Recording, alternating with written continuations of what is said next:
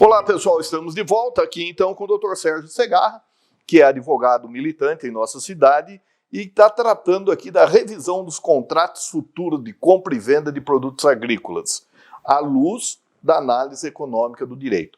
Esse bate-papo que surgiu de um artigo que o Dr. Sérgio fez e foi publicado numa revista relevante, uma revista nacional aí de relevância, então nós estamos batendo papo.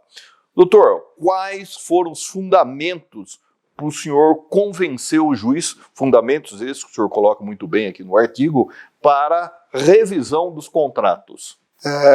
Justamente depois dessa consulta, né, de alguns produtores e clientes que me procuraram, nós passamos a entrar a fundo, né, em toda a dinâmica dessa operação.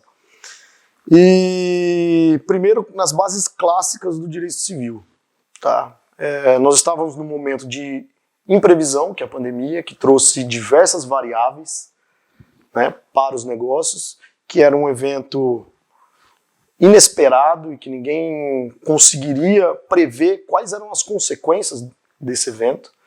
Então nós temos esse primeiro fator. E segundo, nesse contrato, nesse negócio em específico, alguém foi onerado excessivamente, né, e a outra parte teve um ganho exagerado. Então, o Código Civil ele permite que o juiz tenha essa interpretação e possa revisar os contratos. Basta que você consiga, dentro do caso concreto, mostrar essas diferenças. Então, Wagner, é uma norma que nós classificamos até no trabalho como perigosa, porque ela dá muita força ao intérprete, né, ao juiz, e eu posso ter uma interpretação, né, vou levar as provas, o juiz da comarca de Avaré pode ter outra. Que é próprio do direito, né, e vai interpretar. Exato. E ele vai interpretar de acordo com os fatos. Para isso, o que nós trouxemos até para avaliar e dar o parecer para o nosso cliente? Nós chegamos a judicializar porque nós demos um parecer e ele optou por não correr os riscos e entendeu a dinâmica da operação. Porque nós trouxemos elementos, né? Como o STJ vem julgando essas questões. Tá? O risco desse contrato, né? A natureza desse contrato, nós classificamos como é esse contrato perante as normas do direito civil, né? E nesse contrato específico cabe a aplicação dessas normas que autorizam o juiz a revisar o contrato, né? E a nossa opinião foi, na época, que não. Tá? Nós opinamos que, no caso concreto, de acordo com os parâmetros da jurisprudência do STJ, com decisões anteriores, né, e toda a dinâmica da operação, a classificação dos contratos, nós trouxemos essa decisão. Aqui você teve que fazer uma análise do direito e economia e do direito econômico. Exato. Isso nós levamos para a parte acadêmica, né? Depois que tivemos essa experiência prática, nós levamos para a parte acadêmica. Na época eu estava cursando uma pós-graduação no INSPER, em São Paulo, e lá tem muito esse viés econômico, né? De você aliar o direito com a economia, com a sociologia, com a filosofia. Então tem essa integração das matérias. E eu sempre gostei muito da relação do direito e economia. Então eu, com a professora Pamela, que é a minha orientadora na época, que dou os créditos também pelo desenvolvimento do trabalho, nós pegamos essa experiência prática e trouxemos análise econômica do direito, né? O que a economia traz, né, e acrescenta para essa discussão. Foi muito legal, Wagner, até complementando, porque quando trata-se de revisão dos contratos,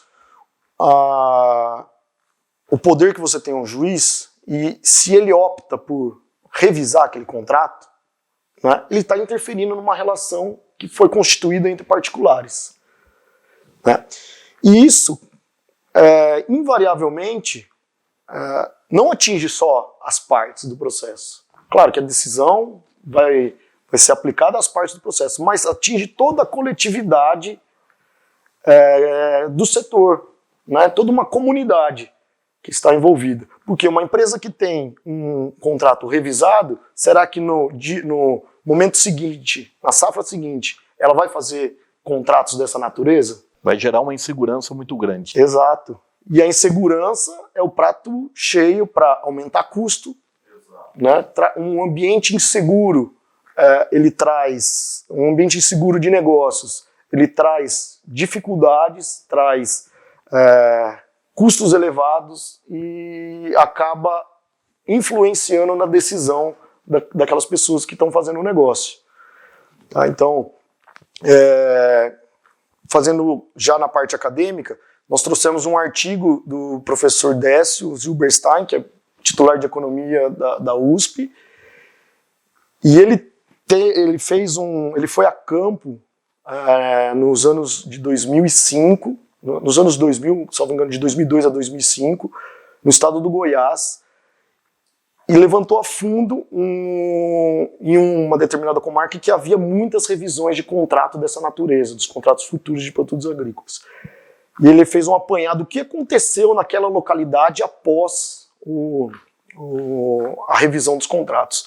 E ele constatou, por entrevista, por decisões, com os produtores rurais locais, lá em Goiás, que eles disseram, olha, no ano seguinte que começou essa revisão de contratos, aqui na nossa comarca, as tradings já não queriam mais fazer esses contratos. 30% falaram que encontrou dificuldade.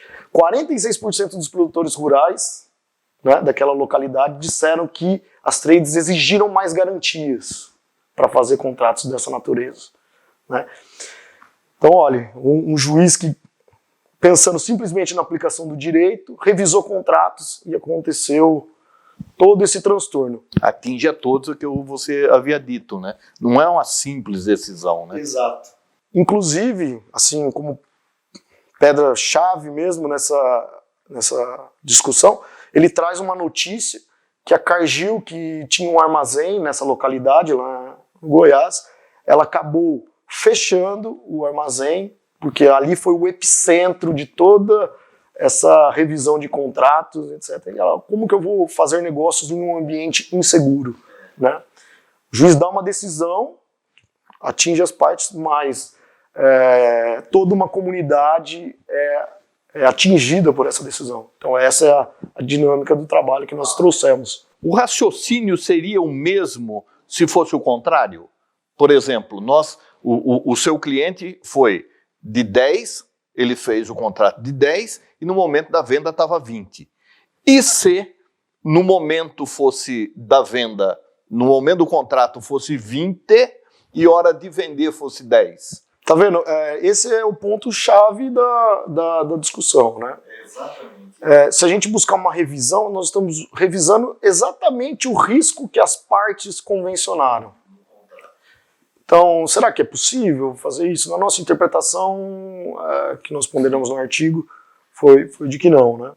Doutor Sérgio, não sei se chegou a ver isso no contrato, ou seja, nos seus estudos, isso, aquilo, uma questão que surgiu agora.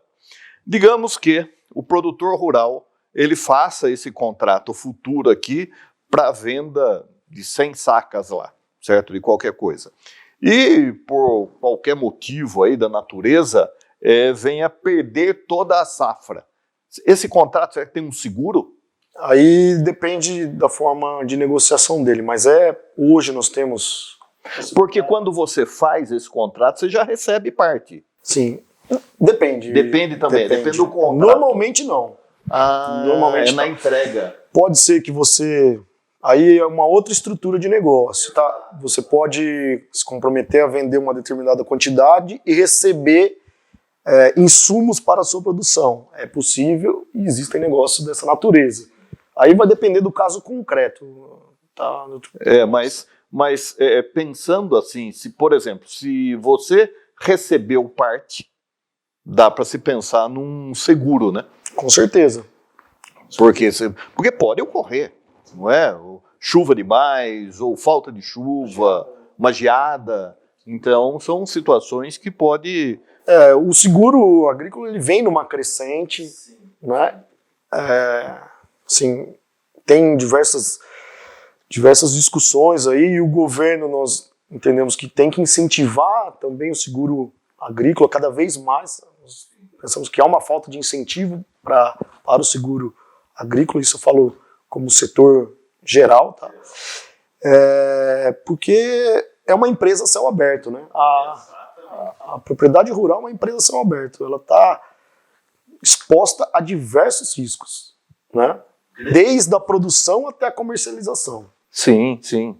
Então, e é muito incerto, né? Por mais que você, por exemplo, hoje você tenha aí a tecnologia ajudando e muito as grandes empresas, como você disse, é céu aberto, né? Ah, tenho irrigação, tenho isso, tenho aquilo, mas muitas vezes não depende só disso, né? Como você disse, uma geada. O que vai segurar uma geada? Queimar pneu? Não tem, né? Uma praga que não era esperada. Exato.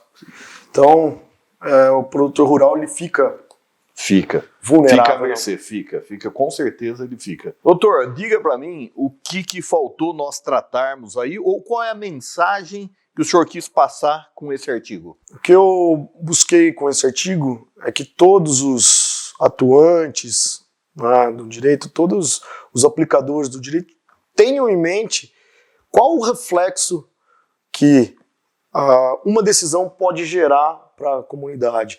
Então, o artigo ele não trata apenas, né, da parte agrícola, dos contratos futuros e etc. Ele traz uma reflexão sobre os impactos que uma decisão traz para toda uma comunidade. Então, é importante que cada vez mais os juízes, desembargadores, até mesmo os próprios advogados, tenham em mente que uma decisão ela extrapola os limites do processo. Claro que as partes ali vão cumpri-la, mas isso impacta na decisão de todos que estão, toda a comunidade que está envolvido nesse setor e etc. E o exemplo bem claro é aquele de Goiás, não é? Que, pô, dá uma decisão, pode quebrar. Você não vai quebrar o produtor, mas vai quebrar a empresa. Exato, né? E ela vai ter porque ela tem a possibilidade, né, de tomar decisões privadas. Olha, a nossa decisão, nesse local nós não vamos mais atuar. Isso, imagina o impacto para a coletividade. Empregos e uma série de impactos. Muito bem, doutor. Felizmente chegamos no final do nosso bate-papo aí e fica aí para suas considerações finais. Gente, muito obrigado. Sr. Wagner, obrigado pela oportunidade de abrir espaço aqui no seu programa. Programa de relevância, todos aí, que trata direito e cidadania, né? Essa integração. Meu colega de profissão e amigo de beach tênis, né? No próximo programa, o Dr. Sérgio vai dar uma entrevista falando beach tênis. Muito obrigado, gente. Agradeço a todos. Um grande abraço. Dr. Sérgio, nós que agradecemos aí e nós sempre estamos de portas abertas aí. Vamos bater papo, quando tiver um outro assunto também de relevância como esse, dá um toque e vamos falar. Perfeito, muito obrigado, agradeço pela oportunidade. Também aqui no Direito e Cidadania nós abraçamos uma outra causa, a causa da Associação Espírita Amiga dos Autistas de Avaré. Conheça, está na rua Rio Grande do Sul, número 1964. Venha conhecer. Pessoal, até a próxima semana.